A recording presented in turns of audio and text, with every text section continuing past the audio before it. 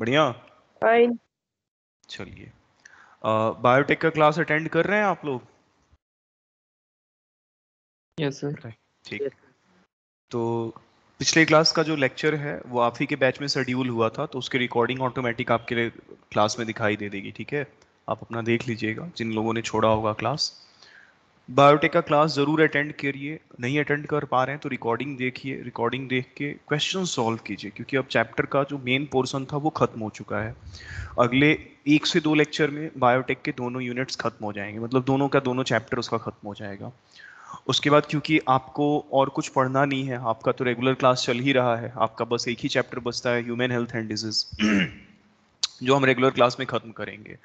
फिर बाकी बैचेस को एनिमल किंगडम वगैरह पढ़ाना है तो ऑनलाइन वो पढ़ाएंगे हम। आप लोग का बस बायोटेक पे ही रोक देंगे, आपके बैच के लिए नहीं, आपके बैच का तो सिलेबस खत्म ही हो रहा है अब। तो पढ़ाई करते हैं, देखते हैं क्या पढ़ रहे थे हम लोग, एवोल्यूशन को थोड़ा आगे ले चलते हैं।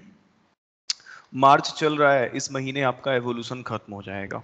इस महीने एवोल्यूशन खत्म होके अगले महीने ह्यूमन हेल्थ एंड डिजीज ही बचता है बस। तो ह्यूमन हेल्थ एंड डिजीज तो बहुत छोटा चैप्टर है, बस उसमें मेन इम्यूनिटी ही है, डिजीज वगैरह बता देंगे हम क्या करना है नहीं करना है। देखो, हम लोग पिछले क्लास में एविडेंसेस ऑफ एवोल्यूशन पढ़ रहे थे और वहां पे हम लोग देख रहे थे कौन सा एविडेंस, तो हम लोग अलग अलग तरह का एविडेंस देख रहे थे। हमने इसमें, ध्यान दीजिएगा, पैलेंटोलॉजिकल एविडेंस पढ़ लिया था, मॉर्फोलॉजिकल और एनाटॉमिकल एविडेंस पढ़ लिया था। आज हम लोग पढ़ने वाले हैं एम्ब्रियोलॉजिकल एविडेंस, ध्यान रखिएगा। तो हम लोग जो है 3rd नंबर अपना एम्ब्रियोलॉजिकल एविडेंस पढ़ने जा रहे हैं। नीट 2020 में इस पे सवाल आया है एम्ब्रियोलॉजिकल एविडेंस पे। तो let's begin the journey with the embryology. रुक जाइए जरा, मैं सेटल कर लूं चीजों को, थोड़ा ठीक से उल्टा सीधा हो गया है, गलत हम बैठ गए हैं लग रहा है, आज लैपटॉप भी गलत डायरेक्शन में रख दिए हैं। कोई बात नहीं, कोई बात नहीं है, कैमरा को हम एडजस्ट करते हैं, रीएडजस्ट करते हैं। चलिए,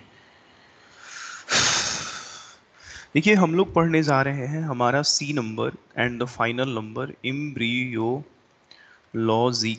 एविडेंस, कि अगर एवोल्यूशन हुआ है इसका क्या प्रमाण है।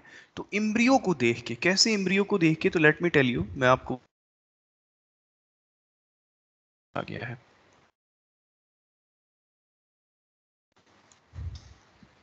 मेरी आवाज सुनाई दे रही है आप लोगों को? बीच में ब्रेक हो गया था, कोई बात नहीं, कोई बात नहीं, होता है, बीच में ब्रेकिंग हो जाती है। एम्ब्रियोलॉजिकल एविडेंस, देखो एक्चुअली सीन ये है कि हम लोग एवोल्यूशन हुआ है या नहीं हुआ है इसका एविडेंस ढूंढ रहे थे। तो जैसे मान लीजिए आप लोग हैं, हम लोग हैं, अब हमें देख के और मछली को देख के कोई कहेगा क्या कि हम लोग मछली से ही बने हैं या हमारे पूर्वज पानी में रहते थे? कभी नहीं कहेगा, क्योंकि हमारे बीच में समानताएं ही नहीं दिखती है बाहर से। बाहर से मॉर्फोलॉजिकली एनाटॉमिकली समानताएं नहीं दिखती है। अब कैसे पता चलेगा कि नहीं हम, और एट द सेम टाइम हम लोग कहते हैं कि नहीं हम लोग तो भाई वाटर ओरिजिनेटेड हैं, पानी से निकले हुए हैं।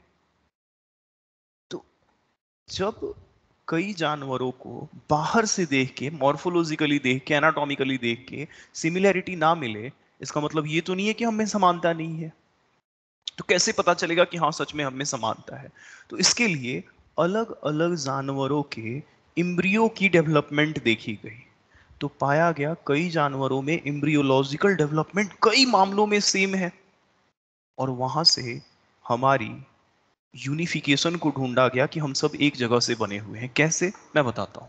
देखिए, जितने भी मल्टी सेलुलर ऑर्गेनिज्म हैं, अगर मैं बताऊं इसमें सबसे पहला नंबर, ऑल, जैसे मैं बता रहा हूं डेवलपमेंट, चलिए मैं इसको पहले समझाता हूं। जैसे मान लीजिए आप लोग जानते हैं स्पर्म है प्लस ओवा है, ठीक, ये स्पर्म है और ओवा है, दोनों जब मिलता है तो जाइगोट बनता है। हर जानवर में, हर मल्टी सेलुलर ऑर्गेनिज्म में जाइगोट के बाद क्या बनता है? मोरूला बनता है, आप लोगों को पता है। मोरूला के बाद क्या बनता है? ब्लास्टूला बनता है। ब्लास्टूला के बाद क्या बनता है? गैस्ट्रूला। कहता है हर जानवर में गैस्ट्रूला स्टेज तक की कहानी बिल्कुल सेम होती है। गैस्ट्रूला के बाद अगर जानवरों में, क्योंकि गैस्ट्रुलेशन में जर्म लेयर बनते हैं, 2 जर्म लेयर बना तो वो जानवर बन जाता है वो जानवर बन जाता है डिप्लोब्लास्टिक। लेकिन अगर गैस्ट्रुलेशन के बाद 3 जर्मिनल लेयर बना तो वो जानवर बन जाता है ट्रिप्लोब्लास्टिक। लेकिन उससे पहले तक हर मल्टीसेलुलर ऑर्गेनिज्म में डेवलपमेंट बिल्कुल सेम था। तो क्या कहता है डेवलपमेंट अप टू गैस्ट्रूला। मतलब हम सब, ये बताता है ना कि हम सब एक जैसे ही डेवलप करते हैं। हमारे एम्ब्रियो में एक सिमिलरिटी है कि कोई भी मल्टीसेलुलर जानवर हो उसका एम्ब्रियो गैस्ट्रूला तो एक जैसे डिवाइड करता है। गैस्ट्रूला के बाद अगर 2 जर्म लेयर बना तो ट्रिप्लोब्लास्टिक, 3 बना तो ट्रिप्लोब्लास्टिक। क्या ये बात सबको क्लियर है? Yes sir. ठीक है। Same in all multi cellular organism. कहता है सर इसको कोई नाम भी देते हैं तो इसको एक नाम दिया जाता है, इसी को कहा जाता है मोनो। मोनो का मतलब सिंगल। फाइलेटिक, फाइलेटिक का मतलब होता है एंसेस्ट्रल हिस्ट्री। मोनोफाइलेटिक ओरिजिन मतलब हम सब की पूर्वजों की कहानी सिंगल है, मतलब हम सब एक जैसे डेवलप करते हैं। सिंगल। फाइलेटिक का मतलब एंसेस्ट्रल हिस्ट्री, हम सबकी पूर्वजों की कहानी, हम सबका जो भूतकाल है वो बिल्कुल सेम है। History same, single ancestral history है हम सबकी, ये बात ये बताता है। इसी में एम्ब्रियोलॉजिकल एविडेंस में एक दूसरी भी थ्योरी है। वो थ्योरी का नाम क्या है मैं बताता हूं।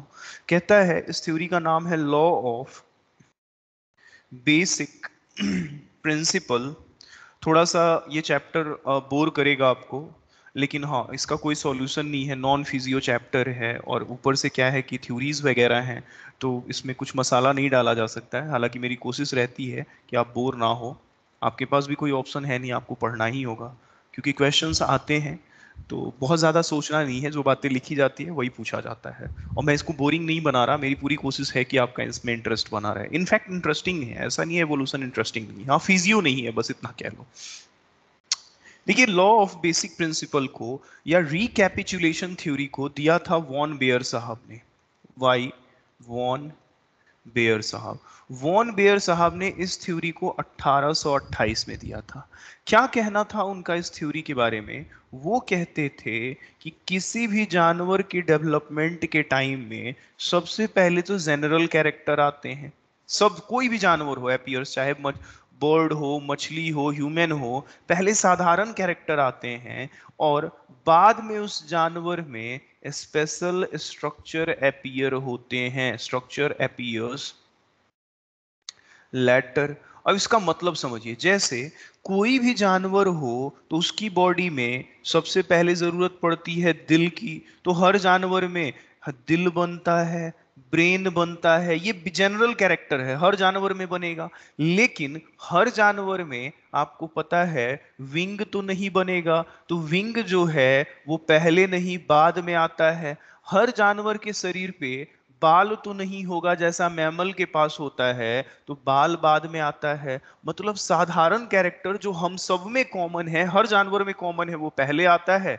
वो भी बताता है यूनिफिकेशन। और बाद में वहां से डाइवर्जन होता है कि अच्छा तुम बर्ड हो तो जाओ पंख ले लो, मैमल हो तो मैमरी ग्लैंड और बदन पे बाल ले लो। समझ रहे हैं बात के? बोलिए तो। Yes sir. जैसे जैसे अगर मैं समझाऊं कि किसी भी मूर्ति का बनाने से पहले सीधा फाइनल फिगर ना बना के एक खांचा बनाया जाता है, तो हर मूर्ति का खांचा सेम है। लेकिन जब रीसेपिंग की जाएगी तो उसको अलग अलग रूपों में बदल दिया जाएगा।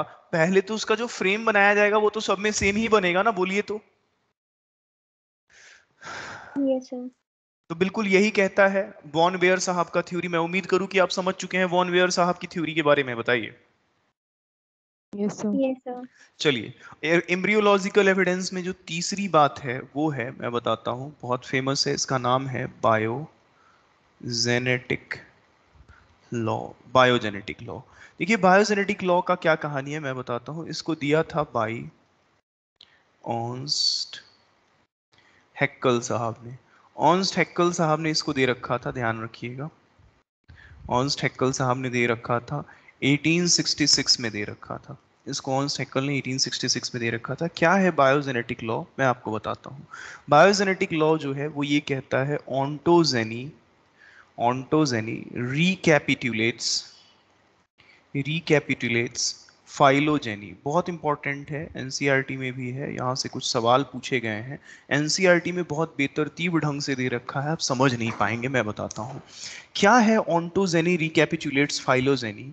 इसमें जो ऑन्टोजेनी शब्द है इसका मतलब होता है ऑर्गेनिज्म, रिकैपिचुलेट्स का मतलब होता है रिपीट्स, रिपीट्स। फाइलोजेनी का मतलब होता है एंसेस्ट्रल हिस्ट्री, एंसेस्ट्रल हिस्ट्री। तो ध्यान दीजिएगा, ऑर्न्स्ट हैक्कल साहब का कहना था कि ऑर्गेनिज्म रिपीट करता है अपने एंसेस्ट्रल हिस्ट्री को ड्यूरिंग डेवलपमेंट। अब इसका मतलब आप नहीं समझ पाए, मैं समझाता हूं। जैसे मैं अगर बताऊं आपको कि हम लोग इंसान हैं, तो हमसे पहले रेप्टाइल्स थे, रेप्टाइल से पहले एम्फीबिया, एम्फीबिया से पहले मछली। मतलब सबसे पहले मछली बना, मछली के बाद एम्फीबिया बना, एम्फीबिया के बाद रेप्टिलिया बना, एंड देन मैमल्स बने हैं, देन मैमल्स बने हैं। तो अगर आप फाइलोजेनी में देखो, अगर आप फाइलोजेनी में देखो तो हम लोग हायर ऑर्गेनिज्म हैं और मछली जो है वो लोअर ऑर्गेनिज्म है, और हम लोग की शुरुआत मछलियों से ही हुई है, पानी से ही हुई है। तो कहता है सर जब हम लोग बनेंगे, मतलब जब हमारा एम्ब्रियोनिक डेवलपमेंट हो रहा होगा, तो हम लोग अपने पूर्वजों को रिपीट करेंगे। मतलब जब इंसान का बच्चा बन रहा होगा तो मछली जैसा बनेगा, फिर एम्फीबिया जैसा, फिर रेप्टाइल जैसा, और तब जाके मैमल यानी ह्यूमन बनेगा। हालांकि ये बात गलत थी। क्यों गलत थी मैं आपको समझाता हूं कैसे गलत था। पहले इसका एक दूसरा मॉडिफिकेशन समझिए, दूसरी भाषा में समझिए। इनका कहना यह था कि हायर ऑर्गेनिज्म के एम्ब्रियोज जो हैं, एम्ब्रियोज ऑफ हायर ऑर्गेनिज्म, जैसे हम लोग, हमारे बच्चे जो माँ के पेट में जन्म डेवलप कर रहे हैं, वो अपने पूर्वजों को रिपीट करेंगे। मतलब उनमें मछली जैसा भी, मछली जैसे वो बनेंगे, फिर एम्फीबिया जैसे, फिर रेप्टाइल जैसे, और तब जाके मैमल बनेंगे। मतलब embryo of higher organism passes, passes through, through, यही क्वेश्चन यहां से पूछा गया था, through embryo, through embryonic stage of lower organism. मतलब वो लोअर ऑर्गेनिज्म के एम्ब्रियोनिक स्टेज से होके गुजरेंगे। अब ये बात जो है ये गलत है। ऐसा हो ही नहीं सकता है कि इंसान का बच्चा जो है पहले मछली के एम्ब्रियो में बने, फिर एम्फीबिया के एम्ब्रियो जैसा हो, फिर रेप्टाइल, और तब मैमल। ऐसा नहीं हो सकता है। कैसे ये बात पता चला तो मैं आपको समझाता हूं, ध्यान दीजिएगा। इस चीज को हम पहले आपको एक फिगर दिखाते हैं ताकि वहां आप इस चीज को ज्यादा बेटर समझ सको। उस फिगर से आपको समझने में बहुत कुछ मदद मिलेगा। देखते हैं अगर वो फिगर दिख जाएगा। हाँ, ये रहा वो फिगर। देखिए, आप देखेंगे यहाँ एक फिगर आपके स्क्रीन पे नजर आएगा। देखिए इस फिगर में आप क्या देखेंगे कि देखिए जैसे ये मछली है, ये सैलामेंडर है, ये चिकन है, ये रैबिट है, ये ह्यूमन है। आप देखिए ये मछली की एम्ब्रियो है, ठीक, और ये ह्यूमन का एम्ब्रियो है, ठीक, एम्ब्रियो है। इनका कहना था, किनका, ऑर्न्स्ट हैक्कल साहब का, कि आपका जो ह्यूमन एम्ब्रियो है, आपका जो ह्यूमन एम्ब्रियो है और ये मछली का एम्ब्रियो है, तो पहले आपका बच्चा कैसे बनेगा। तो पहले मछली के एम्ब्रियो से वो किसी एम्फीबिया, ये एम्फीबिया का एम्ब्रियो है, एम्फीबिया की एम्ब्रियो में जाएगा। एम्फीबिया से हो सकता है कोई रेप्टाइल का, और रेप्टाइल से, यहाँ रेप्टाइल में लिख रहा हूं लेकिन रेप्टाइल यहाँ है नहीं एग्जाम्पल, और तब वो ह्यूमन में डेवलप करेगा। मतलब उसके एम्ब्रियोनिक स्टेज से होके गुजरेगा, जो कि गलत है। क्यों गलत है हम बताते हैं। कैसे पता चला कि इनकी ये बात गलत है, मैं आपको समझाता हूं, ध्यान दीजिएगा कैसे पता चला। इस चीज को हम समझाते हैं। देखो, ऑर्न्स्ट हैक्कल साहब ने अपनी बात 1866 में कही थी, 1866 में कही थी, जबकि वॉन बेयर साहब ने अपनी बात 1828 में कही थी। ध्यान रखिएगा, वॉन बेयर पहले कोई बात कह के गए थे, ऑर्न्स्ट हैक्कल ने बाद में बात कही। लोगों ने वॉन बेयर की थ्योरी को पढ़ा, बहुत अच्छे से पढ़ा, और जब बहुत अच्छे से पढ़ा तो लोगों को लगा कि भाई ऑर्न्स्ट हैक्कल गलत कह रहा है। क्या गलत कह रहा है। कभी भी किसी ऑर्गेनिज्म का एम्ब्रियो किसी दूसरे जानवर से हो के नहीं गुजरता है। हाँ, ये जरूर है कि ह्यूमन एम्ब्रियो में मछलियों जैसे कुछ कैरेक्टर्स हो सकते हैं, हो सकता है कुछ रेप्टाइल जैसे कैरेक्टर हो सकते हैं, पूर्वजों के कैरेक्टर हो सकते हैं, लेकिन कभी भी वो मछली का एम्ब्रियो, रेप्टाइल का एम्ब्रियो नहीं बनेगा। पूर्वजों के कुछ कैरेक्टर्स जरूर हो सकते हैं, तो इस चीज को बट मैं लिखता हूं बट वाज, इस थ्योरी को but was disapproved on careful study performed by von Baer की पुरानी थ्योरी को जब पढ़ा गया तो पाया गया कि इनकी बात बिल्कुल गलत है ऑर्न्स्ट हैक्कल की। क्यों? क्योंकि वॉन बेयर साहब का कहना था, he noted that that that embryos, कभी किसी जानवर का embryos never pass through adult stage of other animals.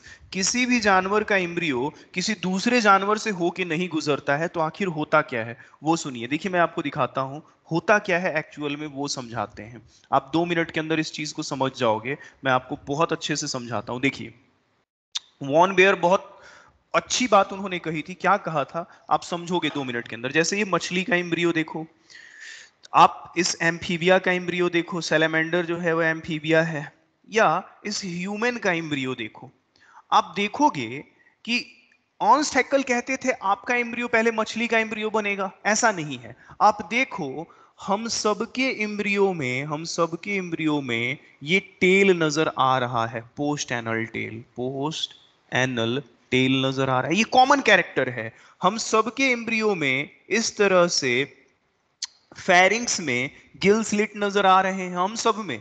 मतलब हमारा डेवलपिंग एम्ब्रियो, मछली का डेवलपिंग एम्ब्रियो, एम्फीबिया का डेवलपिंग एम्ब्रियो, हम सब में कॉमन है। क्या कॉमन है? टेल का होना, गिल स्लिट्स का होना। लेकिन जब हम डेवलप कर रहे हैं, जैसे देखिए ये डेवलपमेंट चल रहा है, सबका डेवलपमेंट चल रहा है, तो धीरे धीरे जो मछली का बच्चा है वो मछली जैसा बन रहा है, सैलेमेंडर वाला सैलेमेंडर जैसा। जबकि इंसानों में ये पूंछ गायब हो रहा है, ये फेरिंगियल गिल स्लिट गायब हो रहा है, और धीरे धीरे आप इंसान बन जा रहे हो। मतलब पहले जनरल कैरेक्टर्स आए हैं और धीरे धीरे स्पेशलाइजेशन होके ये मछली बन गया और ये सैलेमेंडर बन गया। जबकि शुरुआत में सब बिल्कुल एक जैसे नजर आ रहे थे। ये बात समझ में आ रही है? बताइए तो। Yes sir. हाँ, तो शुरुआत में सबका एम्ब्रियो एक जैसा होता है, जो बताता है कि हम सब एक जैसे ही हैं। लेकिन जैसे जैसे आगे बढ़ेंगे हम में स्पेशल कैरेक्टर्स आते जाएंगे। अगर हम मैमल हैं तो मैमल जैसे कैरेक्टर, मछली हैं तो मछली जैसे कैरेक्टर। बिल्कुल क्लियर है ये बात? Yes sir. Yes sir. ठीक है।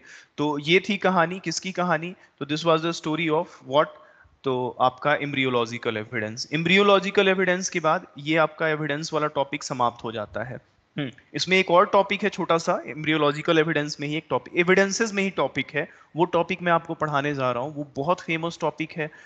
पिछले कई सालों से हम पढ़ा रहे थे, कह भी रहे थे कि क्वेश्चन आएगा आएगा। हाल फिलहाल में कई क्वेश्चंस आए हैं।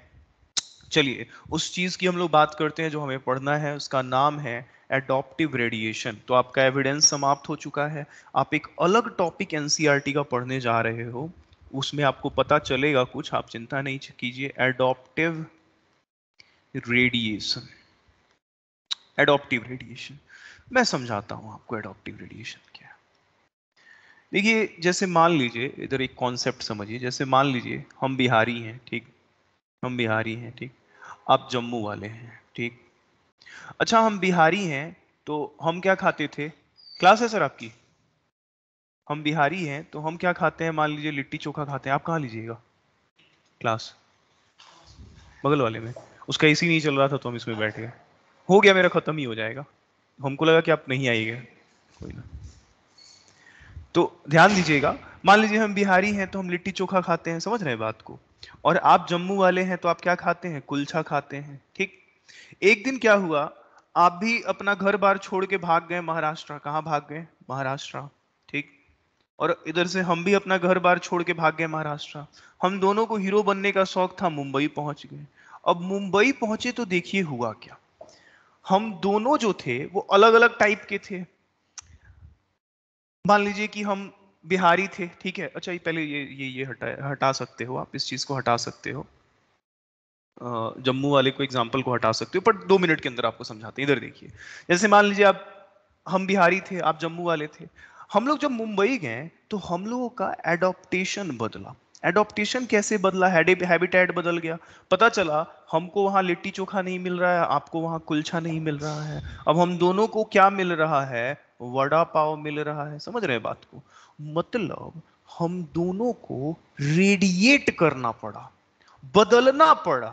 हैबिटेट बदलने की वजह से हमारा हैबिटेट बदला, तो हम लोग रेडिएट कर गए, बदल गए। बात समझ में आ रही है? बोलिए तो। Yes sir. Yes sir. बहुत सिंपल शब्दों में मैं आपको समझाता हूँ। चलिए मैं आपको सिंपल शब्दों में इस चीज को एग्जाम्पल की बेसिस पे हम आपको समझाते हैं। कोई बहुत कॉम्प्लेक्स चीज ये नहीं है। देखिए, आपको एडॉप्टिव रेडिएशन से खूब सारे क्वेश्चन मिलेंगे, एनसीईआरटी में है। क्या मिलेगा वो भी हम आपको समझाते हैं। आइए समझाते हैं। देखिए, पहले तो इसका डेफिनेशन लिखते हैं, फिर डेफिनेशन पे हम आएंगे। The process of evolution of different species in a given geographical area। सबका मतलब समझाएंगे, एरियाज। स्टार्टिंग, ये शब्द एनसीईआरटी के मैं लिख रहा हूं, starting from a point and literally radiating to other areas of geography या habitat is called adaptive radiation। अब ये क्या है एडॉप्टिव रेडिएशन? समझिए, जैसे मैं आपको समझाता हूं, ध्यान दीजिएगा। डार्विन साहब जो थे, बड़े फेमस, आप कह लीजिए कि जो वो नेचर पे वो स्टडी कर रहे थे। डार्विन साहब जो थे, सिर्फ 21 साल की उम्र में। डार्विन साहब की कहानी मैं थोड़ी सी बताता हूँ। देखिए, चार्ल्स डार्विन जो थे, अगर आपको थोड़ी देर में चार्ल्स डार्विन के बारे में पढ़ाया भी जाएगा थ्योरीज ऑफ एवोल्यूशन में, वहां पे आपको बताया जाएगा कि जो हमारे डार्विन साहब थे, वो सिर्फ 21 साल की उम्र में, एक तो वो नेचुरलिस्ट थे, ब्रिटिश नेचुरलिस्ट थे। और जब वो आसपास घूमते थे ना, आसपास की जगहों में, जैसे मान लीजिए हम आप सब घूम रहे हैं, तो आपने पेड़ पौधा देखा, बर्ड्स देखे। अब बर्ड्स में भी तरह तरह के बर्ड्स देखे, जानवर में तरह तरह के जानवर देखे। तो वो ना डाइवर्सिटी देख के, इतना डाइवर्सिफिकेशन देख के बहुत रोमांचित थे। उनको बड़ा आश्चर्य लगता था कि बताओ यार, अगर प्लांट ही है, आम का ही पेड़ है तो इसमें 10 तरह का आम का पेड़ है, फूल ही है तो इसमें 10 तरह का फूल है, चिड़िया ही है तो इसमें कई तरह की चिड़िया नजर आ रही है। ये है क्या ये चीज? इसको समझने के लिए वो सिर्फ 21 साल की उम्र में एक जहाज पे बैठ के दुनिया भ्रमण करने निकल गए थे, और अलग अलग जगहों पे वो केस स्टडी कर रहे थे डाइवर्सिटी पे। केस स्टडी करते करते डार्विन साहब एक खास जगह पे पहुंचे थे। उस जगह का मैं आपको नाम बताता हूं, ध्यान दीजिएगा। डार्विन साहब जो हैं, वो साउथ अमेरिका पहुंचे। साउथ अमेरिका में, ध्यान दीजिएगा, साउथ अमेरिका में एक आइसोलेटेड आइलैंड पे पहुंचे। उस आइलैंड का नाम था गैलापागोस आइलैंड। Galapagos island. अच्छा, ये आइलैंड जो है, ये छोटे छोटे आइलैंड्स को मिला के बना हुआ था। जैसे इस आइलैंड पे वो गए तो इन्होंने देखा ये आइलैंड कई छोटे छोटे आइलैंड्स को मिला के बना हुआ था। मतलब ये भी है, ये भी है, ये भी है, ऐसे कई आइलैंड्स को मिला के पूरा एक ग्रुप ऑफ छोटा छोटा आइलैंड्स मिलके गैलापागोस आइलैंड बनाए हुए था। अब डार्विन साहब जब इस आइलैंड पे गए तो इन्होंने बड़ा इंटरेस्टिंग चीज देखा। इन्होंने क्या नोट किया इस आइलैंड पे, गैलापागोस आइलैंड पे? जैसे मान लीजिए डार्विन साहब इस आइलैंड के सबसे पहले इस हिस्से पे पहुंचे, यहां पे पहुंचे, तो इन्होंने देखा कि एक चिड़िया है। ध्यान दीजिएगा, एक चिड़िया है, छोटी सी चिड़िया है। ऐसे एक चिड़िया है, मान लीजिए ऐसे एक चिड़िया है, बना रहे हैं हम आपके सामने, जो सीड खा रही है, सीड खा रही है। डार्विन साहब इसी आइलैंड के दूसरे हिस्से पे गए, मान लीजिए इस हिस्से पे आए। इस हिस्से पे आए तो उन्होंने फिर कोई चिड़िया देखा। ध्यान दीजिएगा, उन्होंने फिर कोई चिड़िया देखा। पता चला कि ये चिड़िया जो है फल खाती थी, फ्रूट ईटर थी। फिर डार्विन साहब इस आइलैंड के दूसरे पार्ट पे गए, वहां उन्होंने फिर कोई दूसरी चिड़िया देख ली, वहां उन्होंने फिर कोई दूसरी चिड़िया देख ली। ध्यान दीजिएगा, मान लीजिए ये चिड़िया जो है वुड पिकर थी, सूखी लकड़ियों को फोड़ के रहने वाली चिड़िया थी। डार्विन साहब फिर आगे बढ़े, मान लीजिए इस आइलैंड के, इसी आइलैंड के दूसरे हिस्से पे गए, वहां पे डार्विन साहब को पता चला कि कोई चिड़िया जो है इंसेक्ट खा रही है, इंसेक्ट ईटर है। डार्विन साहब फिर आगे बढ़े, पता चला कि जब आगे बढ़े इस हिस्से पे आए तो पता चला, ध्यान दीजिएगा, कि उनको कोई कैक्टस ईटर चिड़िया मिल जा रही है। अब डार्विन साहब कंफ्यूज हो गए, कहे कि भाई एक छोटा सा आइलैंड और चिड़ियों की इतनी जबरदस्त डाइवर्सिटी, मैं इसके अलग अलग हिस्सों में जाता हूं तो अलग अलग तरह की चिड़िया नजर आती है, हर चिड़िया का फीडिंग हैबिट अलग अलग है, फीडिंग हैबिट मतलब खाने का हैबिट अलग है, और हर चिड़िया के बीक में अंतर है, चोंच में अंतर है, बीक साइज जो है वो डिफरेंट है। ये दो चीजों का उन्होंने डिफरेंस देखा।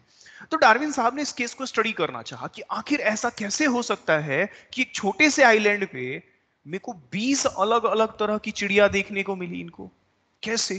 तो डार्विन साहब ने जब इस कहानी के पीछे, इस कहानी का रूट कॉज ढूंढना शुरू किया, तो डार्विन साहब को पता चला कि आज से कई साल पहले, आज से कई साल पहले एक चिड़िया थी, एक चिड़िया थी, छोटी सी चिड़िया थी। वो जो चिड़िया थी काले कलर की थी, स्मॉल ब्लैक बर्ड थी। और एक दिन ये चिड़िया अपने घर से नाराज होके, और ये खाती क्या थी, तो सीड खाती थी। एक दिन ये चिड़िया अपने घर से नाराज होके इस आइलैंड पे पहुंच गई। अब इस आइलैंड के किसी एक हिस्से पे पहुंची, पता चला कि उस आइलैंड के उस हिस्से पे इसको सीड ना मिलके इंसेक्ट मिलने लगा। अब धीरे धीरे इस चिड़िया को सीड मिलना बंद हुआ, तो ये चिड़िया इंसेक्ट ईटर बन गई।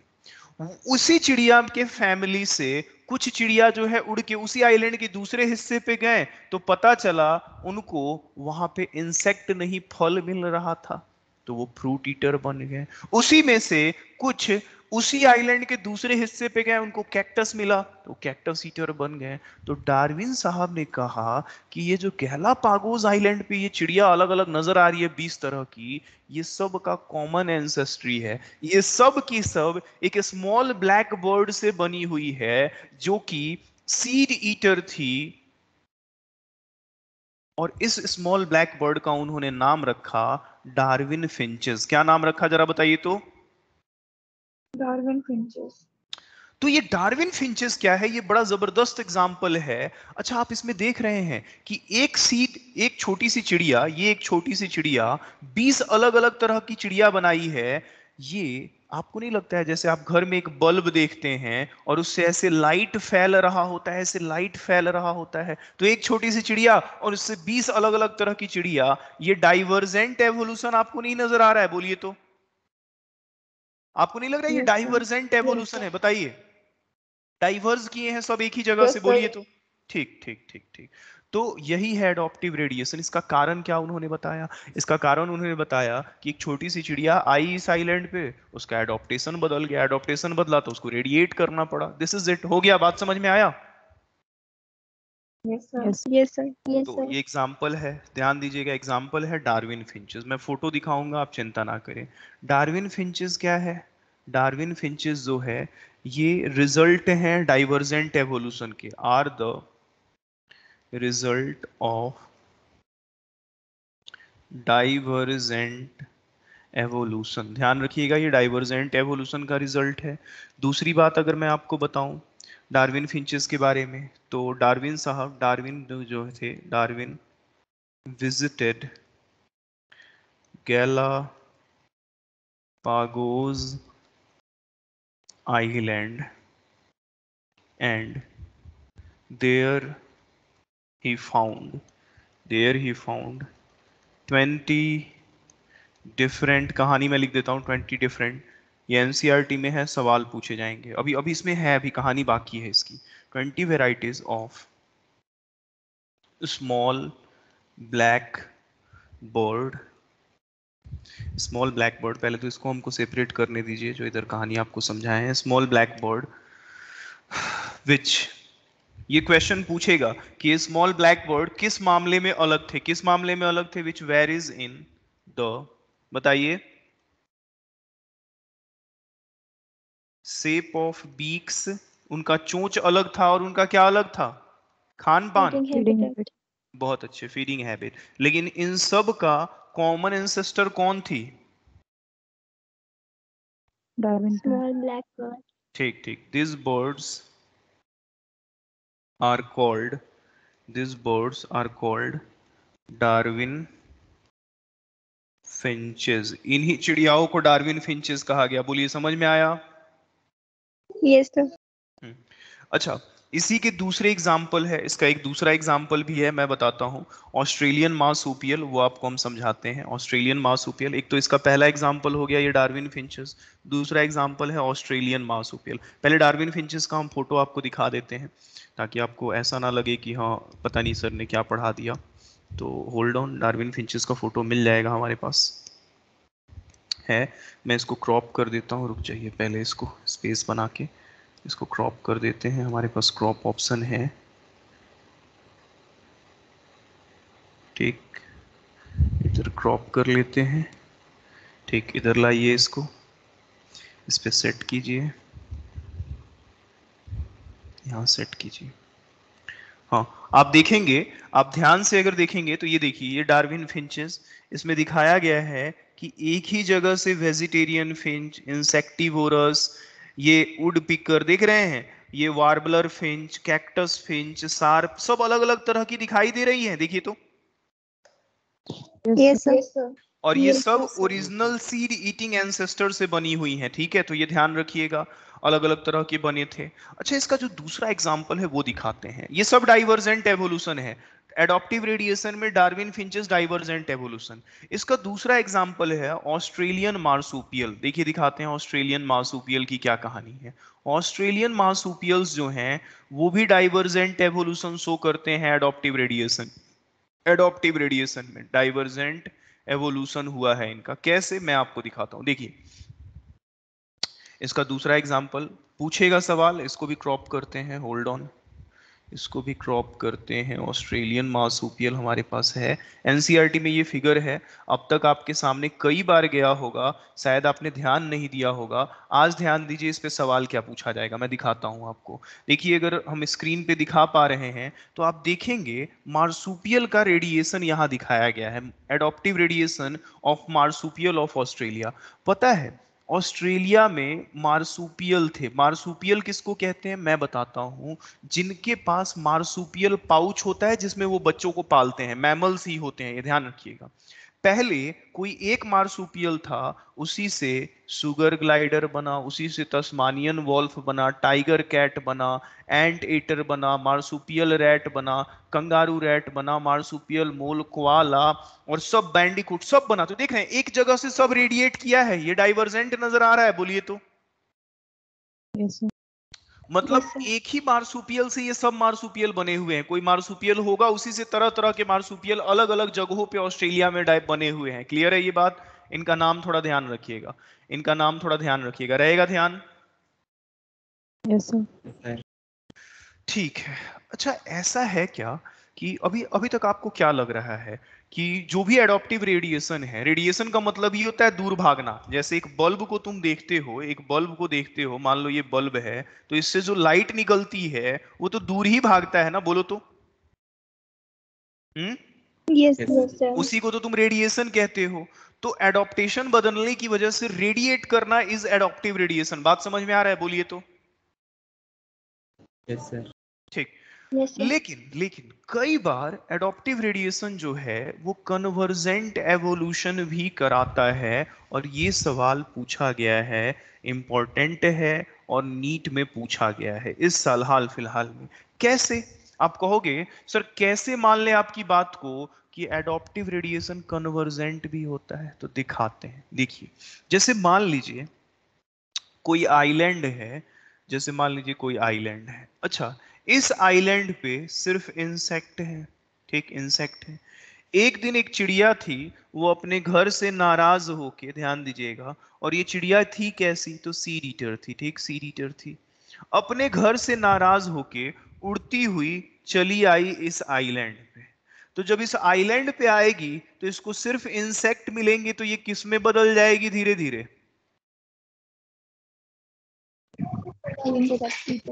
ये तो एडॉप्टिव रेडिएशन है कि एडॉप्टेशन बदलने की वजह से रेडिएशन हुआ इस चिड़िया का, हुआ या नहीं हुआ? बोलिए तो। Yes sir, yes sir. कोई दूसरी चिड़िया थी, मान लीजिए कोई दूसरी चिड़िया थी, ध्यान दीजिए, कोई दूसरी चिड़िया थी। अच्छा, ये जो चिड़िया थी अपनी, ये फ्रूट ईटर थी, ये फ्रूट ईटर थी।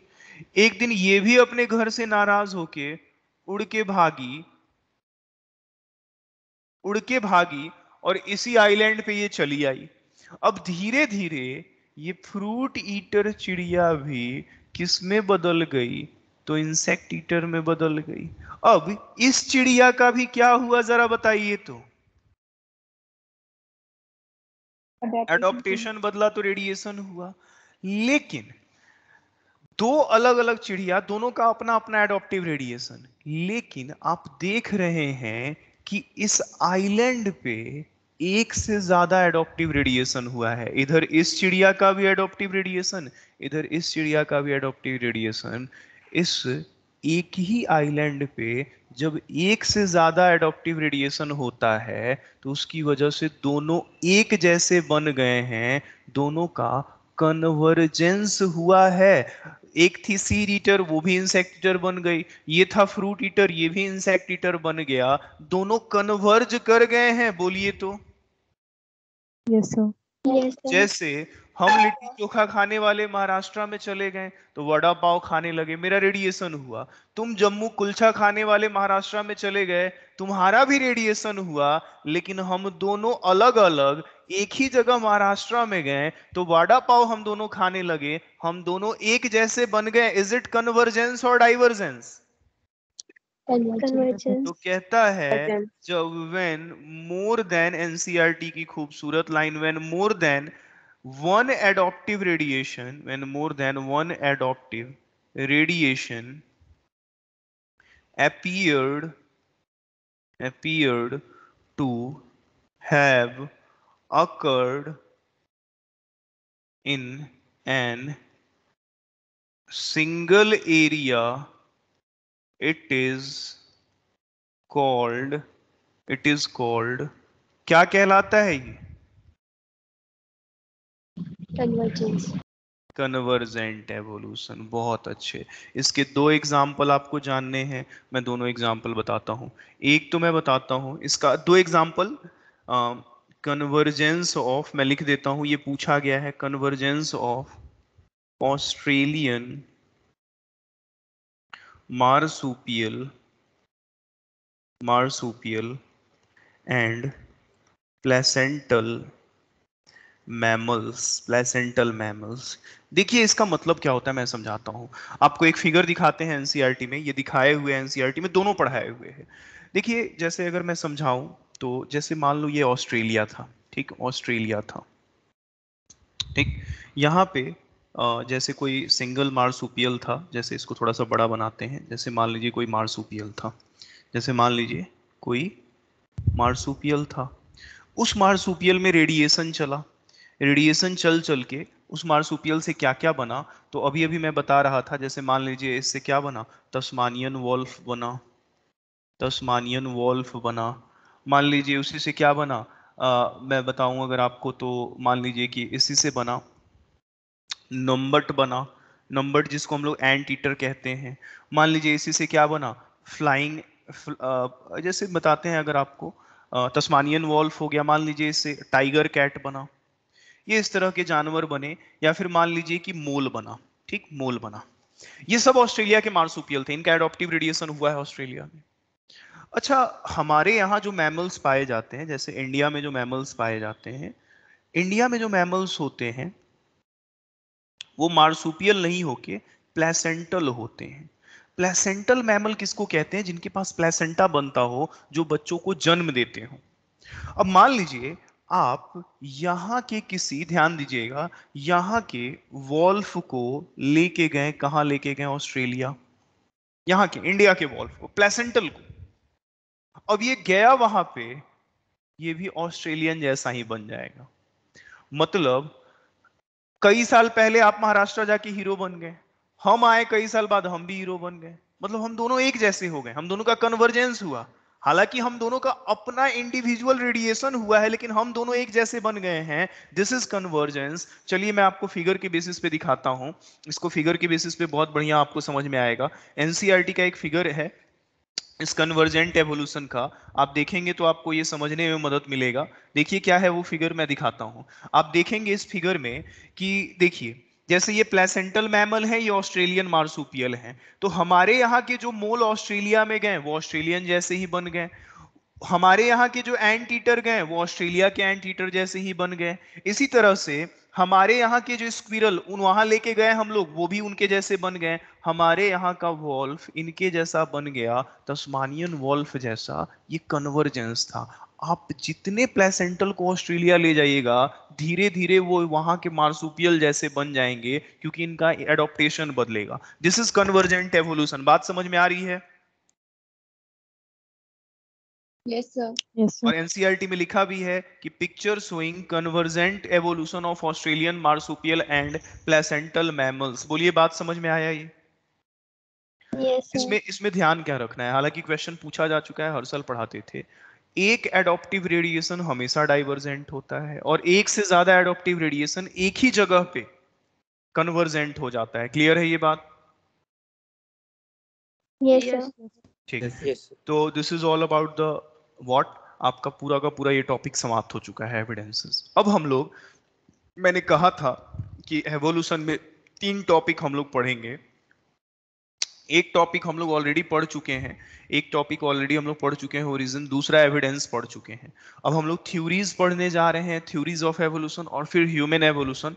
और ह्यूमन एवोल्यूशन के बाद एक छोटा सा टॉपिक है हॉर्स का एवोल्यूशन, एनसीईआरटी में क्वेश्चन दिए हुए हैं, वो अलग से पढ़ा देंगे। तो आप चिंता ना करें, हम इस चैप्टर का 50% कंटेंट कवर कर चुके हैं, रेस्ट 50% बचा हुआ है। रेस्ट 50% नहीं कह सकते हैं, ह्यूमन एवोल्यूशन छोटा है, एक ही लेक्चर का है। तो चलिए अब हम लोग पढ़ने चलते हैं। जैसे जैसे आपके टॉपिक्स ये कवर होंगे, वैसे वैसे आपका एनसीईआरटी का हर पार्ट कवर होते जाएगा धीरे धीरे। तो 1 मिनट का हमको ब्रेक दीजिए। आपके मन में कोई सवाल है तो पूछिए। हालांकि इस चीज को आप क्वेश्चंस के थ्रू ज्यादा अच्छा है, टॉपिक को क्वेश्चन के थ्रू कीजिए। क्वेश्चंस वगैरह कीजिएगा तो आपको पता चलेगा कि हर टॉपिक से सवाल क्या पूछे जा रहे हैं, या फिर पूरा चैप्टर पढ़ लीजिए फिर क्वेश्चन कीजिए। एवोल्यूशन से कितने क्वेश्चन आते हैं इससे? 2-3 फ्रीक्वेंटली। हर पोर्शन से एक क्वेश्चन फंस जाता है, कई बार 4 फंसते हैं, कई बार 3 फंसता है। ओरिजिन से एक, एविडेंस से कम होता है चांस। जैसे इस बार आ गया था, ह्यूमन एवोल्यूशन से आ जाता है, तो इसके चारों टॉपिक से एक एक क्वेश्चन आ ही जाते हैं।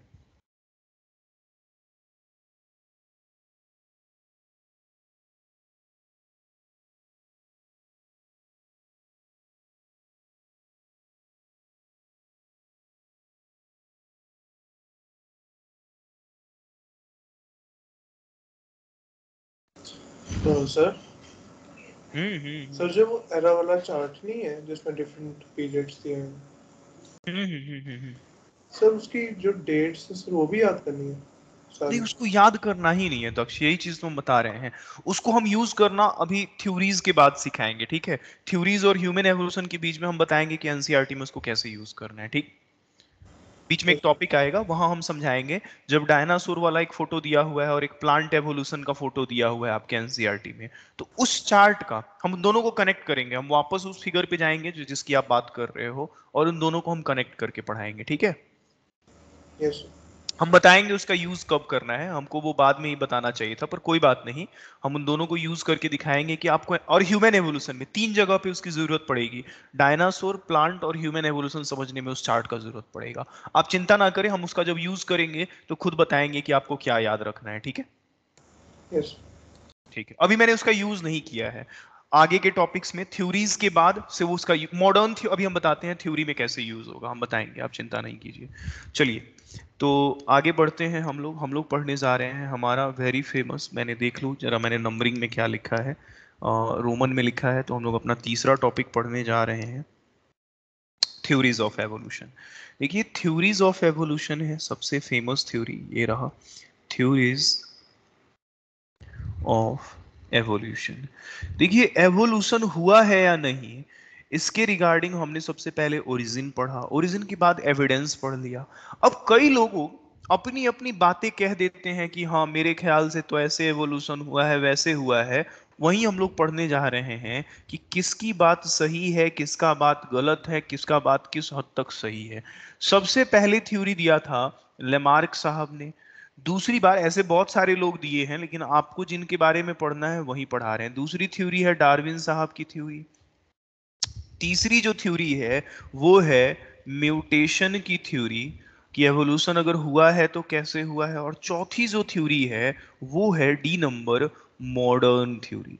देखो ए बी सी जो आपने लिखा है, वो तीनों थ्योरी कुछ ना कुछ कमी है उन तीनों थ्योरी में। सबसे जो एक्सेप्टेड थ्योरी है और सबसे जो सही थ्योरी है, जहां कैसे एवोल्यूशन हुआ है इन सवालों का आप जवाब जानोगे, वो जानोगे मॉडर्न थ्योरी में। तो अभी से लेके म्यूटेशन थ्योरी तक की बातें गलत होंगी, बहुत हद तक गलत होंगी। लेकिन सच में एवोल्यूशन कैसे हुआ है और कौन सी बात सही में बताती है कि एवोल्यूशन कैसे हुआ है, ये चीज हम लोग मॉडर्न थ्योरी में पढ़ेंगे। तो भाई हम लोग गलत क्यों पढ़ रहे हैं सर? जैसे जब तक आप अटेम्प्ट नहीं कीजिएगा, गलती नहीं कीजिएगा, तब तक आप सही चीज कैसे सीखिएगा? बिल्कुल उसी तरह से जब तक आप गलत नहीं पढ़िएगा, तब तक मान लीजिए कोई कहता था धरती चपटा है, तो लोग गलत ही पढ़ते थे। अब कोई गलत कहा तब तो उसको भाई कोई काटने वाला है कि नहीं, धरती गोल है। अब कोई कहता ही नहीं कि धरती चपटा है या गोल है, तो कोई बात ही नहीं उठता। तो इसीलिए गलत का बहुत बड़ा महत्व होता है हिस्ट्री में। जब कोई बात गलत बोलता है तो उसको सही करने वाले भी लोग होते हैं। इसी में सबसे पहला नाम आता है लेमार्क साहब की थ्योरी का। हम लोग पढ़ने जा रहे हैं लेमार्क साहब की थ्योरी, लेमार्क्स थ्योरी। देखो लेमार्क साहब की थ्योरी की क्या बात है, मैं आपको समझाता हूं। लेमार्क थे कौन? तो लेमार्क साहब का पूरा नाम था, ये फ्रेंच के नेचुरलिस्ट थे। इनका नाम था जीन बैप्टिस्ट डे लेमार्क। इनका पूरा नाम था जीन बैप्टिस्ट डे लेमार्क। आप नहीं भी याद रखेंगे तो काम चलेगा, बस आप सही अप्रोच की तरफ बढ़ रहे हैं। ये एक फ्रेंच नेचुरलिस्ट थे। ध्यान दीजिएगा, इन्होंने नेचर पे स्टडी करी और तरह तरह की बातें कही।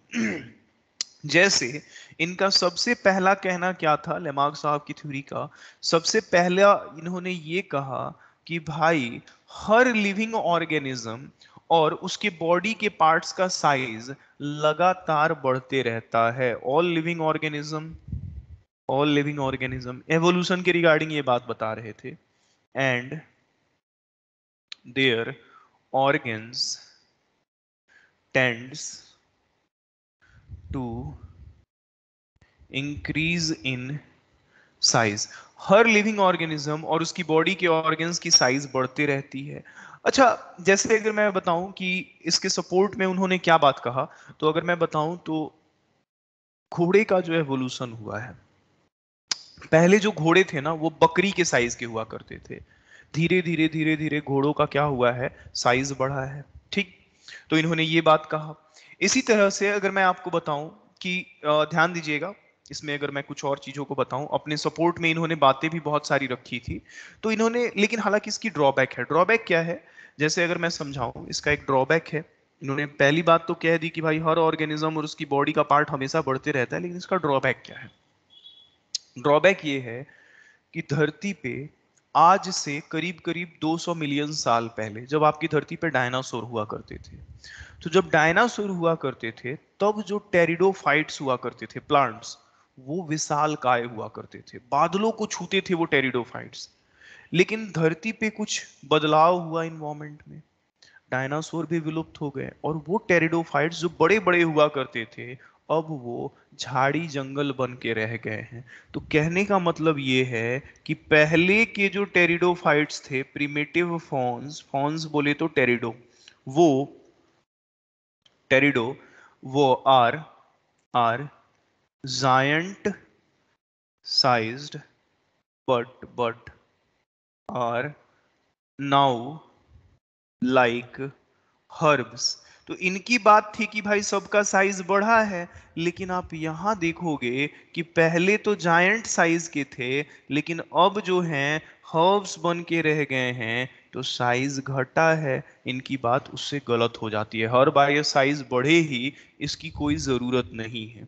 दूसरी बात क्या कही लेमार्क साहब ने? इन्होंने कहा formation formation of new organ is result of new needs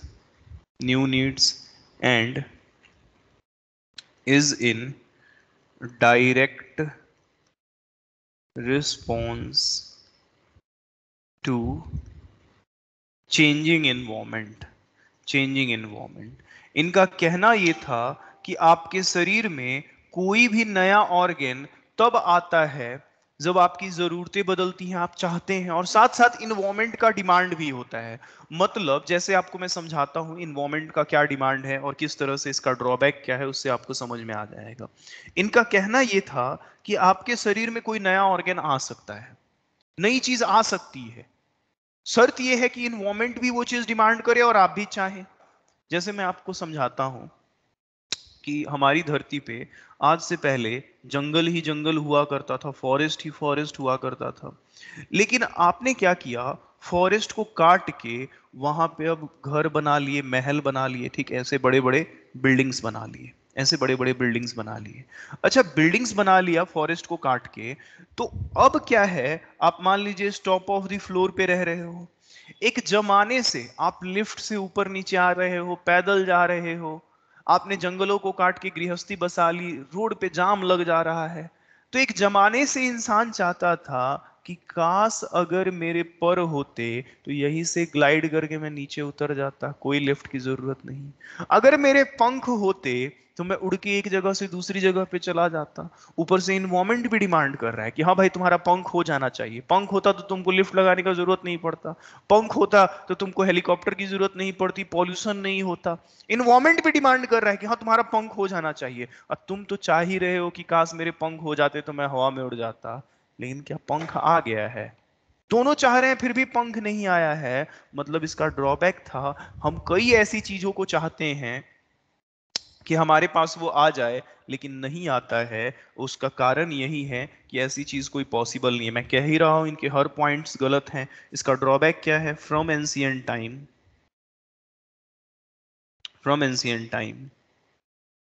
human wants to fly but no any human has wings yet।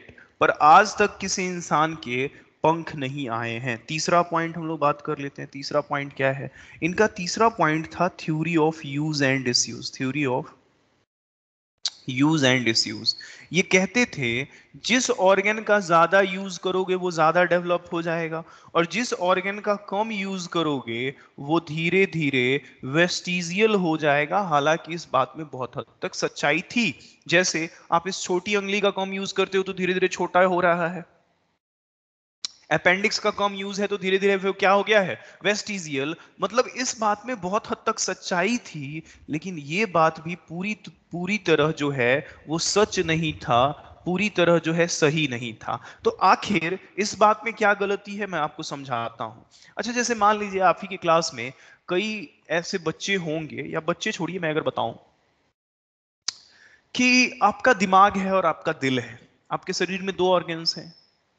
आप देखोगे कि आपका दिल जो है वो मजदूर की तरह दिन भर, साल के 365 दिन, 24 घंटे, 7 दिन धड़कते रहता है, काम करते रहता है। दिमाग है, कभी काम किया, कभी नहीं किया, आराम किया। दिल बेचारा कॉन्स्टेंटली बीट करता है। अगर काम के हिसाब से, यूज के हिसाब से देखा जाए तो आपके शरीर में आपके दिल को सबसे ज्यादा कॉम्प्लेक्स होना चाहिए, सबसे ज्यादा हाईली डेवलप्ड होना चाहिए। आपको तो दिल से सोचना चाहिए, लेकिन आपका तो सारा खेल दिमाग के पास होता है। तो लगातार काम करने वाला दिल कहां हाईली डेवलप होके आपका ब्रेन बन गया है? बताइए तो, ऐसा हुआ है क्या? बोलिए तो।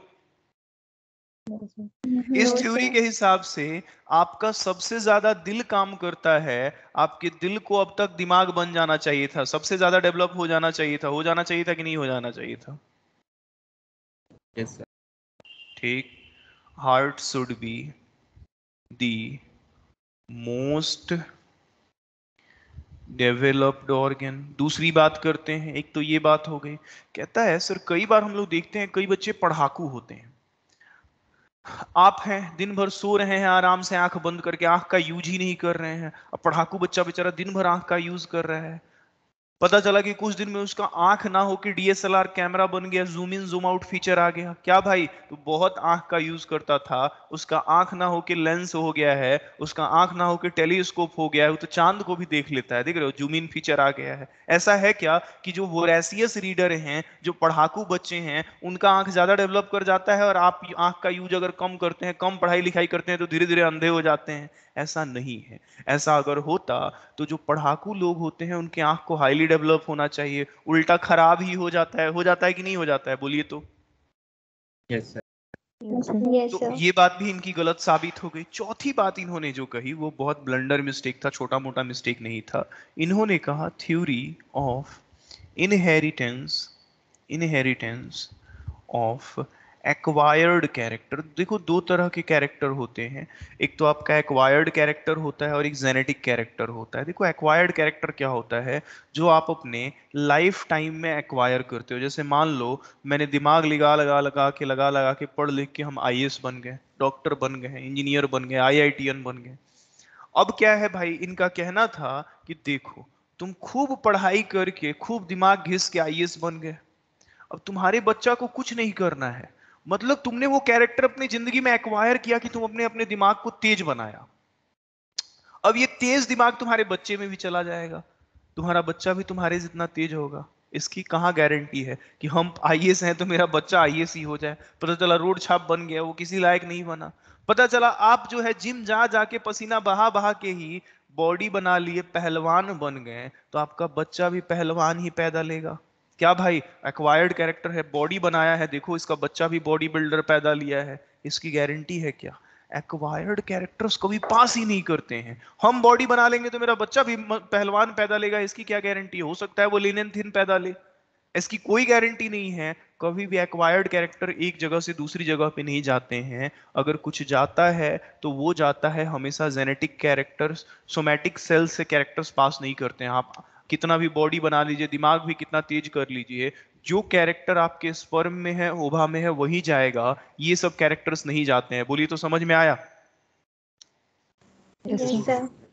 मतलब ठीक है, इधर आइए देख लेते हैं। हालांकि इस चीज का एक्वायर्ड कैरेक्टर जो है कभी पास नहीं करता है अगले जनरेशन में, जैसे मैं आपको समझाता हूँ।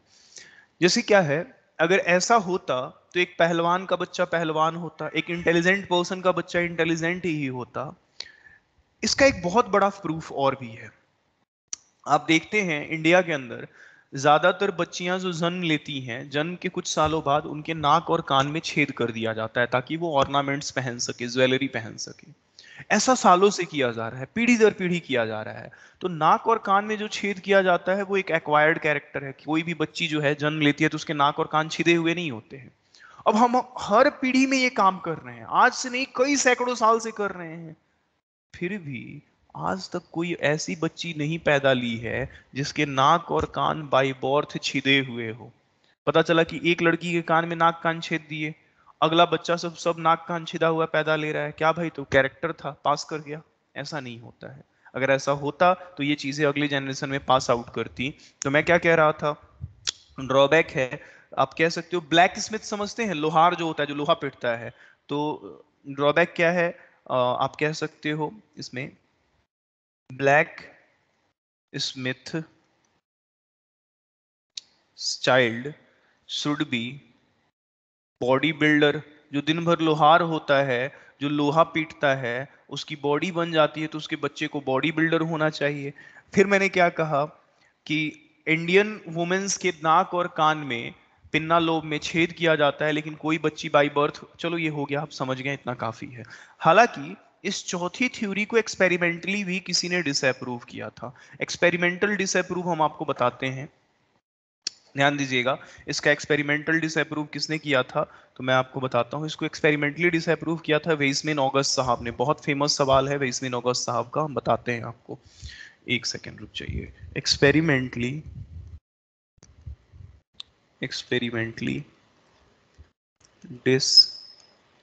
disapproved by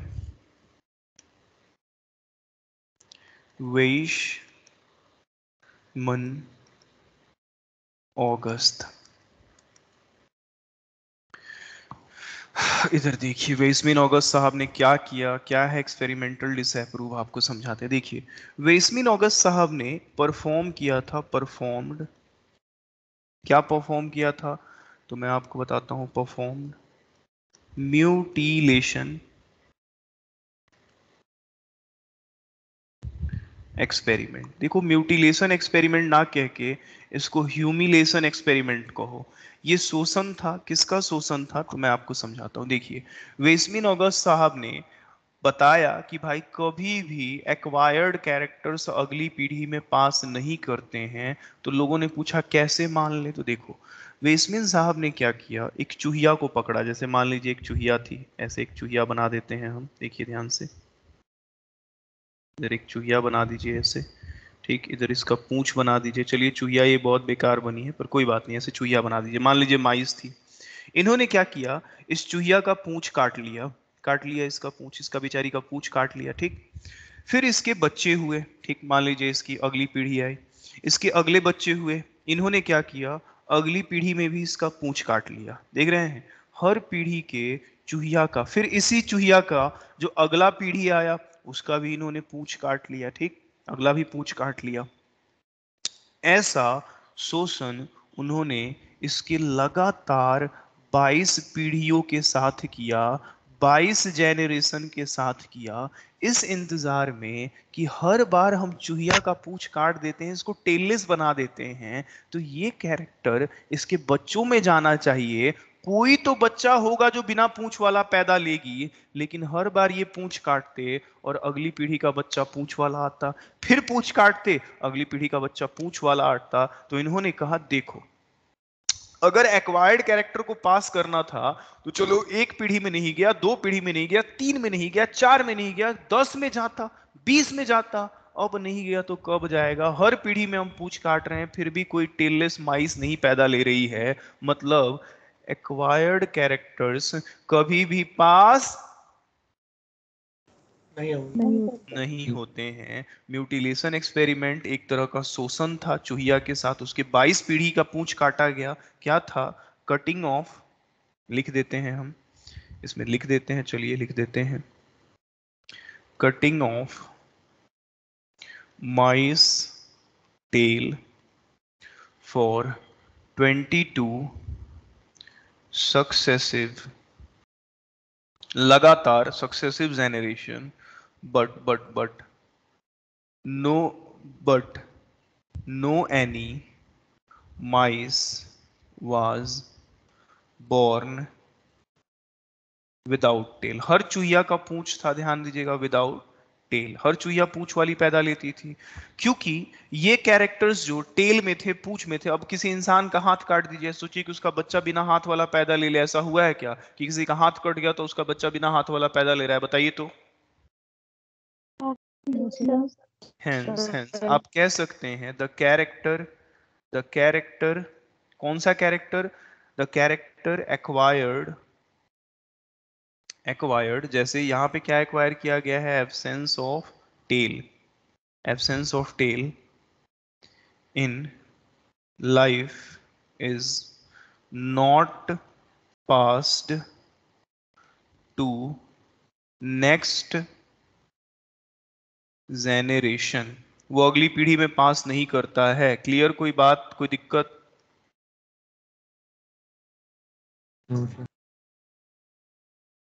ठीक। आप ये बात कह सकते हो कि कैरेक्टर्स जो आप लाइफ टाइम में एक्वायर करते हो वो अगली पीढ़ी में पास नहीं करता है। अच्छा, वेसमिन साहब ने कुछ और भी थ्योरी दिया। उन्होंने जो बात बताई, क्लियर भी किया कि आखिर क्या जाएगा अगली पीढ़ी में। तो वेसमिन साहब ने कुछ दिया, अगले पेज पे इसको ले चलते हैं। गिव, क्या दिया वेसमिन साहब ने? तो देखिए हम लिख देते हैं। उन्होंने समझाया कि आखिर तुम्हारी अगली पीढ़ी में क्या जाएगा। वेसमिन ऑगस्ट गिव, क्या दिया उन्होंने? उन्होंने दो थ्योरी दी। उन्होंने दिया theory of continuity of germ plasm. उन्होंने कॉन्टिन्यूटी ऑफ जर्म प्लाज्म की थ्योरी दी। क्या है ये थ्योरी, ध्यान दीजिएगा। उन्होंने बताया कि ऑर्गेनिज्म हैव, किसी भी ऑर्गेनिज्म में दो चीजें होती हैं।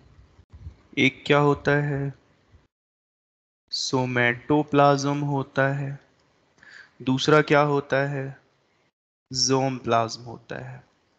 देखिए सोमैटोप्लाज्म जो होता है किसी भी ऑर्गेनिज्म में, वो उसका वेजिटेटिव पार्ट होता है। प्लांट्स की अगर बात करें तो प्लांट्स में वो वेजिटेटिव पार्ट होता है, और इसी में कैरेक्टर्स एक्वायर होते हैं। Acquired character have acquired character. और ध्यान दीजिएगा ये अगली पीढ़ी में नहीं पास करता है, is not inherited to next generation. लेकिन लेकिन लेकिन जो ज़ोम प्लाज्म होता है वो सिर्फ और सिर्फ आपके गोनैड्स में होता है, मतलब जोमिनल सेल्स, और ये अगली पीढ़ी में पास करता है, इज इनहेरिटेड। बात समझ में आ रही है? To next generation. मतलब जो तुम्हारे टेस्टिस और ओवरी में सेल्स हैं जिनसे स्पर्म और ओवा बन रहा है, वहां से इंफॉर्मेशन अगली पीढ़ी में जाता है। ना कि भाई आप क्रीम लगा लगा के स्किन गोरा कर लिए तो ये नहीं कि आपका बच्चा गोरा ही पैदा ले लेगा। तो मुंह ना गोरा कर लिए, स्पर्म में जो कैरेक्टर्स हैं वो नहीं ना गोरा हुआ, वो अगली पीढ़ी में नहीं जाएगा। बात समझ में आ रहा है? Yes, sir. Yes, sir. चलिए आगे आते हैं। अब हम लोग पढ़ने जा रहे हैं, ये था हमारा पहला थ्योरी, लेमार्क साहब की थ्योरी। उन्होंने जो बातें कही उसके ड्रॉबैक्स के साथ पढ़े। देखो लेमार्क की सारी बातें गलत थी। पढ़े क्यों फिर? पढ़े इसलिए क्योंकि उन्होंने सबसे पहली बार अटेम्प्ट किया था एवोल्यूशन को समझाने का। उन्होंने गलत बोला तभी तो कोई सही बताने आया, और जो सही बताने आया उसमें सबसे बड़ा नाम है, हालांकि इनकी भी बहुत सारी कमियां हैं, उसमें सबसे बड़ा नाम है आपके डार्विन साहब का। हम लोग दूसरी थ्योरी पढ़ने जा रहे हैं, डार्विनिज्म। डार्विनिज्म कहते हैं डार्विन साहब की थ्योरी को हम लोग, या कह लीजिए डार्विन्स थ्योरी। Darwin's theory. देखिए डार्विन साहब की थ्योरी क्या है मैं आपको समझाता हूँ, होल्ड ऑन। पहले तो डार्विन साहब के बारे में जानिए कि डार्विन साहब कौन थे। दिया था डार्विनिज्म को किसने दिया था? Given by. ये सब बात फिक्शनल है, कह के गए डार्विन साहब, उसमें मेरा कुछ नहीं है। जो वो बता के गए हैं वही हम बताएंगे, कंक्लूजन आपको समझा देंगे। बाकी इसमें कोई ये नहीं है कि हाँ भाई ये बात सही है, कह दिए। हर थ्योरी में गलती है, मॉडर्न थ्योरी सही होगा। एवोल्यूशन कैसे हुआ है ये मॉडर्न थ्योरी में बताएंगे। देखो डार्विनिज्म क्या है, जैसे अगर अब मैं आपको थोड़ा सा समझाऊं कि जैसे ये अपने लेमार्क साहब थे, कि इन्होंने क्या बताया था, और भी हम बताते हैं। जैसे ये बता रहे थे कि हर ऑर्गेनिज्म का साइज बढ़ता है। इसी में इन्होंने बताया था, क्या बताया था, जिराफ की गर्दन। इसी में इन्होंने समझाने की कोशिश की थी कि पहले जिराफ जो है वो छोटी गर्दन वाले होते थे, फिर थोड़ी लंबी गर्दन वाले हुए, और फिर जो है यूज होते होते गर्दन काफी लंबी हो गई। तो ये छोटी गर्दन के जिराफ, शॉर्ट नेक, बाद में लॉन्ग नेक। मतलब वक्त के साथ जिराफ का गर्दन लंबा हुआ है, इन्होंने समझाया था लेमार्क साहब ने। हालांकि ये बात गलत है, जिराफ का गर्दन खिंचते खिंचते यूज नहीं हुआ है, ना ही वक्त के साथ लंबा हुआ है। कैसे लंबा हुआ है ये हम लोग मॉडर्न थ्योरी में पढ़ेंगे। इनका कहना था कि जिराफ का गर्दन खिंचते खिंचते लंबा हो गया, यूज होते होते लंबा हो गया है। ऐसा नहीं है, ये चीज भी हम लोग वहां देखेंगे कि आखिर जिराफ का गर्दन लंबा कैसे हुआ है। बहुत फेमस सवाल रहा है अपने जमाने का कि आखिर जिराफ का गर्दन लंबा कैसे हुआ। तो ये हम लोग आगे पढ़ेंगे। एक सेकेंड, चलिए चलिए इधर आइए। हम लोग पढ़ रहे हैं डार्विनिज्म, इसको देने वाले थे चार्ल्स रॉबर्ट डार्विन। देखिए चार्ल्स रॉबर्ट डार्विन जो थे ये ब्रिटिश के थे, ब्रिटेन के थे, ब्रिटिश नेचुरलिस्ट थे। पर्यावरण पे ये अध्ययन कर रहे थे, पर्यावरण के बारे में ये देख रहे थे, नेचुरलिस्ट थे, नेचुरलिस्ट थे, ध्यान दीजिएगा। दूसरी बात, सिर्फ 21 साल की उम्र में डार्विन साहब जहाज पे बैठ के एवोल्यूशन को समझने के लिए दुनिया भ्रमण पे निकल गए। तो ये निकल चुके थे, he set on voyage. Voyage का मतलब होता है जहाज पे बैठ गए at the age of at the age of 22 years, सिर्फ 22 साल की उम्र में ये दुनिया भ्रमण करने निकल गए। जिस जहाज पे बैठ के ये निकले उस जहाज का नाम था, ध्यान रखिएगा, नाम भी पूछा जाता है, HMS बीगल। HMS बीगल से डार्विन साहब दुनिया के अलग अलग कोनों में घूमते रहे। एक दो दिन नहीं घूमे, 5 से 6 साल तक घूमे। और आप यकीन मानिए, जब डार्विन साहब वापस आ रहे थे तो इनके जहाज पे इतने पन्ने हो गए थे, इतने इन्होंने थेसिस लिखी थी कि एक बार अगर हवा का झोंका चलता था तो वो पन्ने पानियों में बिखर जाते थे। इतने पन्ने हो गए थे, इतनी इन्होंने थेसिस लिख रखी थी। मतलब सब चीजों को समझ समझ के लिखा था। हालांकि इन्होंने सबसे ज्यादा काम किया था, मैक्सिमम इनका जो काम हुआ था वो कहाँ पे हुआ था, तो वो हुआ था गैलापागोस आइलैंड पे, ध्यान दीजिएगा। अच्छा, कुछ लोग डार्विन साहब के कंटेम्पररी भी थे, इनके साथ के भी थे, जो इनके साथ में एवोल्यूशन को समझने की कोशिश कर रहे थे। इनके साथ के जो दौर के थे उनमें सबसे बड़ा नाम था आल्फ्रेड आल्फ्रेड रसेल वॉलेस। इन लोगों से भी डार्विन साहब इन्फ्लुएंस होते थे। मान लो हम भी पढ़ा रहे हैं और मेरा कोई दोस्त भी पढ़ा रहा है और हम भी उसी चीज को पढ़ा रहे हैं, वो भी उसी चीज को पढ़ा रहा है, तो उसकी अच्छी बातों को मैं अपनी बातों में शामिल करूंगा। अरे वो देखो वो चीज बताता है, तो वो मैं शामिल करूंगा, या वो मेरी बातों को शामिल करेगा। जो अल्फ्रेड रसेल साहब थे, ये काम कर रहे थे मलाय आर्ची पेलागो के नाम की जगह पे। एक जगह है मलाई आर्चे पेलागो, ये अभी इंडोनेशिया में है। इस जगह पे ये काम कर रहे थे, नाउ इन इंडोनेशिया। अच्छा, और बताते हैं, अगर बताएं तो डार्विन साहब अपनी किताब भी लिख रहे थे। डार्विन साहब ने जो बुक लिखी थी वो बहुत पूछा जाता है। डार्विन बुक का नाम पूछा जाता है, पब्लिश्ड हिज ओन बुक। उन्होंने किताब लिखी, किताब का क्या नाम था बताते हैं, origin of species. Origin of species उन्होंने लिखा, ध्यान रखिएगा, ओरिजिन ऑफ स्पीसीज। हालांकि बाई मीन्स, समझाते हैं डार्विन की बात को, बस देखिए, by means of natural selection. और डार्विन साहब जो हैं, आपको हम समझाते हैं, होल्ड ऑन, इन्फ्लुएंस्ड थे, कुछ लोगों की बातों से भी इन्फ्लुएंस थे। जैसे Darwin was also influenced by, किससे, तो थॉमस मैलाथस साहब। थॉमस मैलाथस साहब से डार्विन साहब बहुत ज्यादा इन्फ्लुएंस्ड थे। कौन थे थॉमस मैलाथस, तो मैं बताता हूं।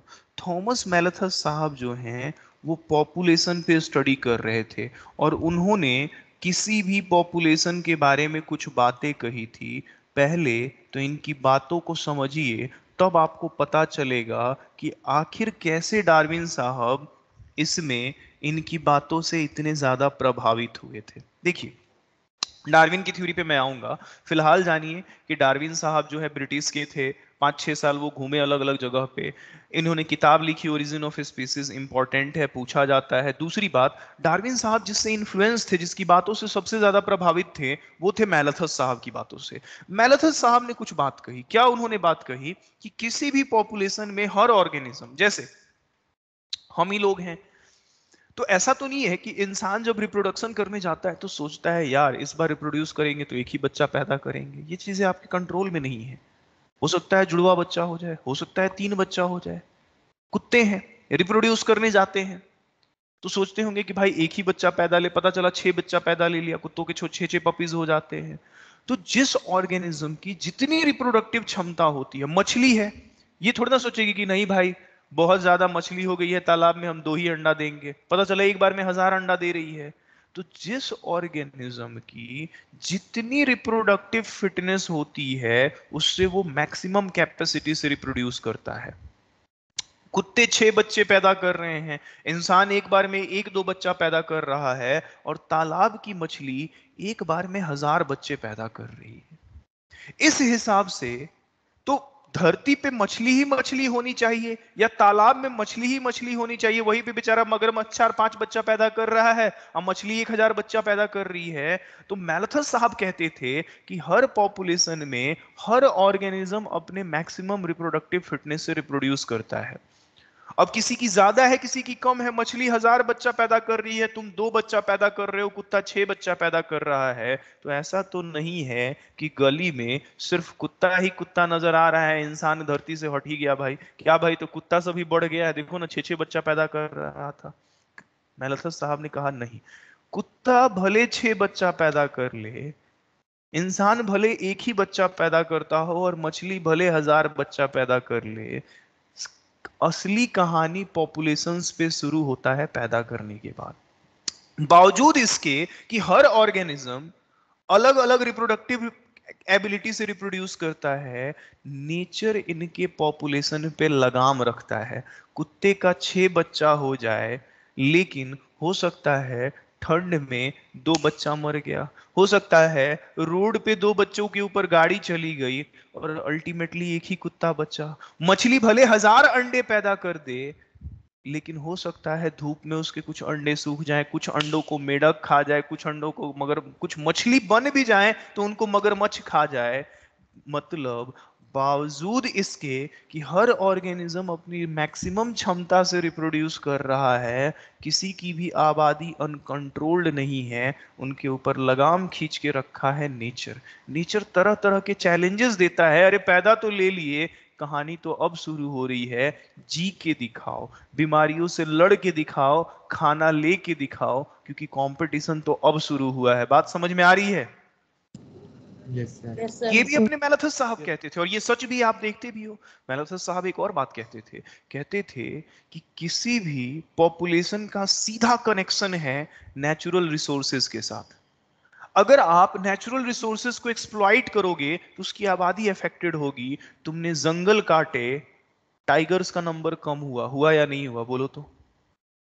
यस हुआ। तुमने नेचुरल रिसोर्सेज का एक्सप्लॉइटेशन किया और बेचारे टाइगर्स की पॉपुलेशन अफेक्टेड हो गई। तुम धरती पे पानी को गंदा कर रहे हो, कई लोग साफ पानी नहीं पी पा रहे हैं, उस वजह से मर रहे हैं। मतलब नेचुरल रिसोर्सेज लिमिटेड हैं, इनका एक्सप्लॉइटेशन किसी भी तरह की आबादी को अफेक्ट करने की क्षमता रखता है। मैं उम्मीद करूं मैलथस साहब जो बातें कह रहे थे वो बहुत अच्छी उन्होंने स्टडी की थी पॉपुलेशन पे, और ये चीज तो आप भी देखते हो। बोलो। Yes sir.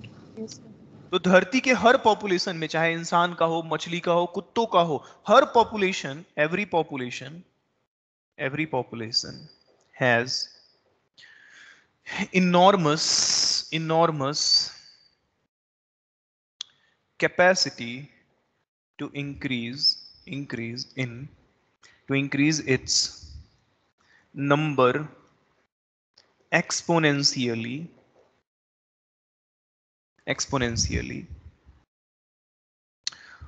but nature keeps a control over the size of population by posing several challenges like disease, बीमारी, ठीक, दूसरा फूड शॉर्टेज, खाने की कमी, ठीक, ETC। इस तरह के चैलेंजेस नेचर डालते रखता है। फिर मैंने कहा कि नेचुरल रिसोर्सेज लिमिटेड हैं। नेचुरल, बात बहुत सही कह रहे थे, नेचुरल रिसोर्सेज, मैलथस साहब ने पॉपुलेशन पे ही स्टडी की थी। Natural resources are limited, hence its exploitation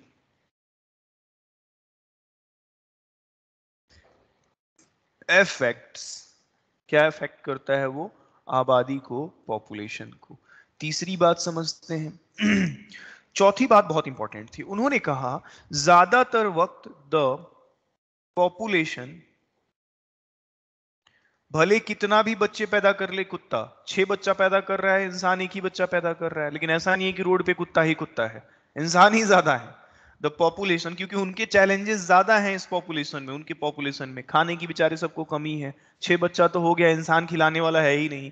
the population remains stable in size, जैसे आप देखोगे कि the population remains stable in size except for some seasonal fluctuation.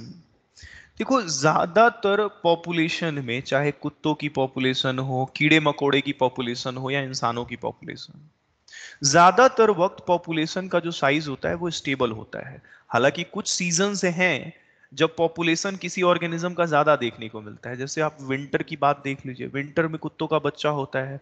अब जहां निकलिएगा तो किसी के यहाँ पपी मिल जाएगा, छोटा छोटा बच्चा मिल जाएगा कुत्ता का, लगेगा यार निकल रहे हैं बाहर खाली कुत्ता ही कुत्ता मिल रहा है। लेकिन ये सीजनल फ्लक्चुएशन है।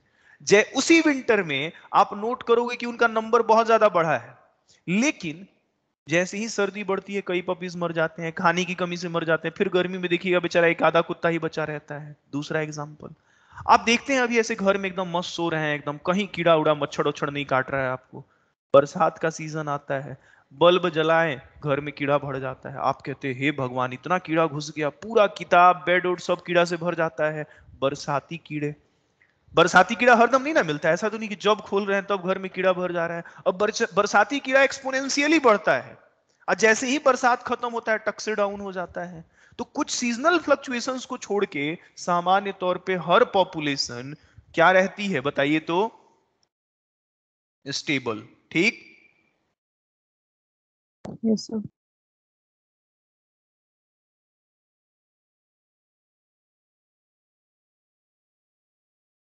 किसी को कोई दिक्कत मैलथस साहब की बात में? No, sir. ठीक, तो ये थे मैलथस साहब।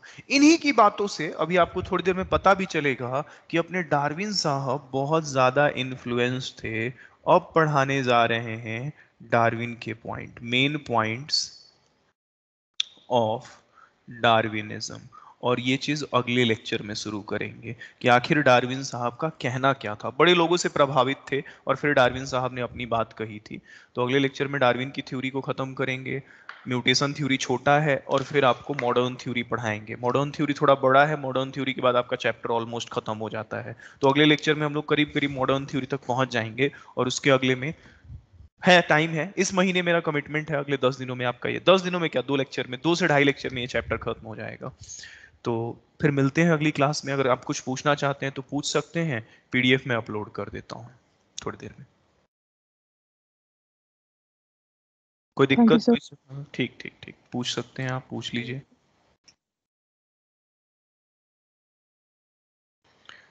सब लोग बायोटेक का क्लास जो है अटेंड करते रहिए, छोड़िए नहीं, समझे? बायोटेक का क्लास नहीं छोड़िए, अगर छोड़ते भी हैं तो उसको कृपया करके घर पे रिकॉर्डिंग देख लिया कीजिए। One of the most finest content आपको दिया जा रहा है, आप उसको कंपेयर कीजिए ना भाई। आपके दोस्त महीम कहीं पढ़ते होंगे अलग अलग इंस्टीट्यूट में, अलग अलग जगह पे, उसको कंपेयर करके देखिए तो सही आप क्या पढ़ रहे हैं। आपको तभी तो पता चलेगा कि हाँ आप पढ़ क्या रहे हैं, सही में आप सही पढ़ रहे हैं। या क्वेश्चंस करके देखिए, सबसे बेस्ट तरीका है।